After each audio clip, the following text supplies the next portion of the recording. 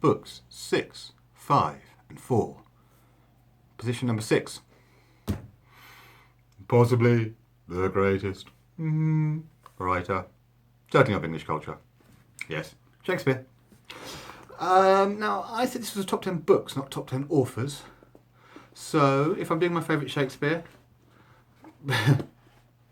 being the morbid chap that I am, the tragedies would become my favourite era. Well, the comedies don't necessarily work so well these days. Bodkins have dropped out of fashion. But tragedy will always be with us. If you want me to be specific, I'll say Hamlet. It's the English gene is to have Hamlet in their blood.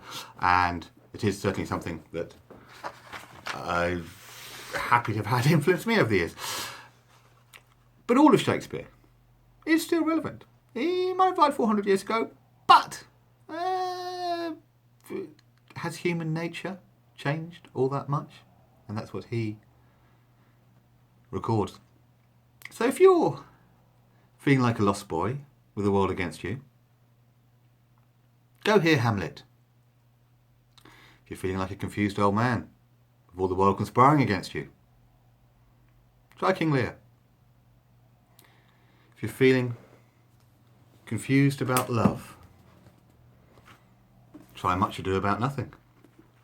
I mean, you can dip into Shakespeare at any moment, and yes, you have to make the effort to find it relevant, but there are so many just little snippets that will speak to you if you allow them.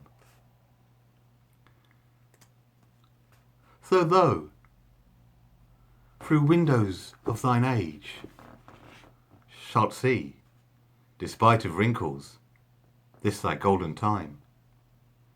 But if thou live, remembered not to be, die single, and thine image dies with me.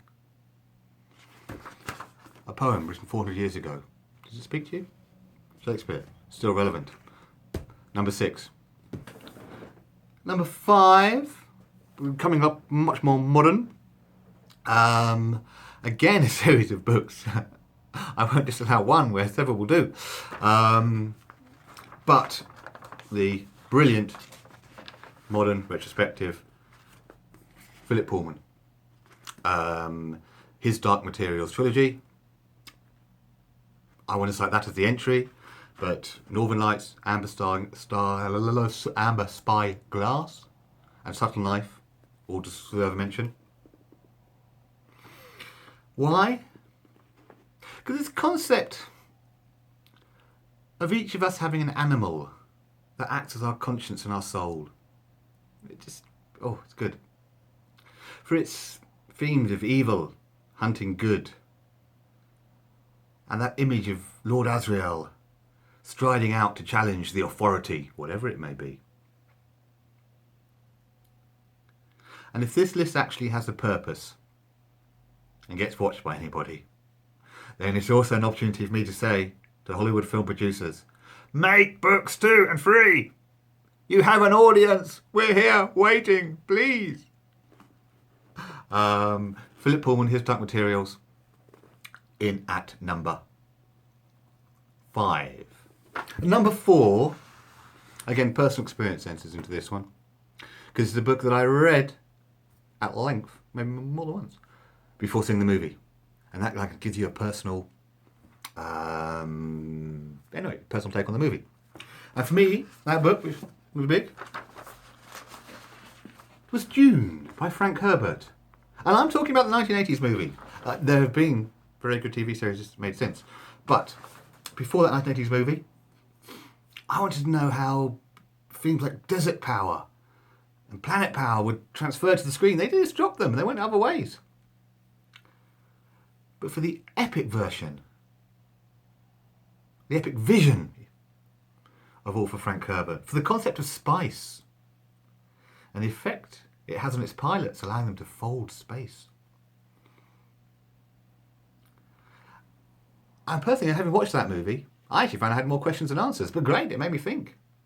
My main question was, having watched 1980s movie, why would any man take legal action to keep Sean Young away from them?